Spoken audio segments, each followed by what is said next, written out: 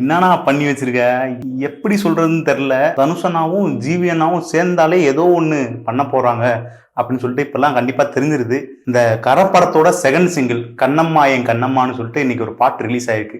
Lyrics வந்து தனுஷ் அண்ணா தான் பாடினது, அதுவும் தனுஷ் அண்ணா தான். மியூசிக்கு ஜிவி பிரகாசன் தான். இவங்க சேர்ந்தாலே என்னன்னு தெரியல, போட்டு அடிச்சு தும்சம் பண்ணிடுறாங்க எல்லாத்தையும். இப்போ அந்த பாட்டை பார்த்தோம்னா ஒரு சோல்ஃபுல் மெலோடி அப்படின்ற ரகத்துல இந்த பாட்டை எடுத்துக்கலாம். நம்ம இப்போ இட்லி கடை எடுத்துக்கிட்டோம்னா எம்பாட்டேன் சாமி வரும்னு சொல்லிட்டு ஒரு பாட்டு எழுதினாரு. அந்த பாட்டுல ஒரு சோல்ஃபுல் லிரிக்ஸ் எல்லாம் இருக்கும்ல, அந்த லிஸ்ட்ல இந்த பாட்டையும் சேர்த்துக்கலாம். அதே மாதிரி ஜிவி அண்ணா மியூசிக் வந்து மெலோடிஸ்ல சொல்ல தேவையே இல்லை. அவருக்கும் மெலோடிக்கும் உள்ள லவ் வேற உலகத்துக்கு கொண்டு போகுது. இந்த பாட்டு எப்படி இருக்குன்னு சொல்லிட்டு கமெண்ட்ல சொல்லுங்க. அதே மாதிரி பார்த்தோம்னா இப்போ 2 வருஷத்துக்கு முன்னாடி ஒரு ராயன்னு ஒரு படம் வந்துச்சு.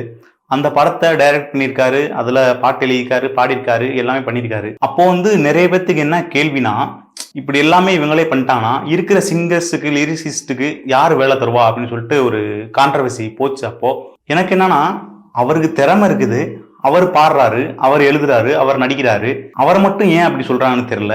ஒரு 4 பேர் வந்து தனுஷ் அண்ணாவை எப்பயுமே அடிச்சுக்கிட்டே தான் இருக்காங்க.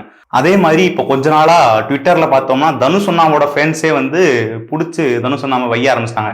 என்னன்னா, எல்லாமே கதை பேஸ்டா நடிப்பு பேஸ்டாவே நடிச்சுட்டே இருக்கீங்க, கமர்ஷியல் பேஸ்டா எங்களுக்கு ஒரு பிலிம் தாங்க அப்படின்னு சொல்லிட்டு. எனக்கு என்ன தோணுதுன்னா, அவரோட மெயின் ஜோனே இந்த மாதிரி படங்கள் தான், இந்த மாதிரி கண்டென்ட் பேஸ்டா ஆக்டிங் பேஸ்டா தான் அவர் வந்து நல்லா பண்றாரு அப்படின்னு சொல்லிட்டு எனக்கு தோணுது. உங்களுக்கு என்ன தோணுன்றத கமெண்ட்ல சொல்லுங்க.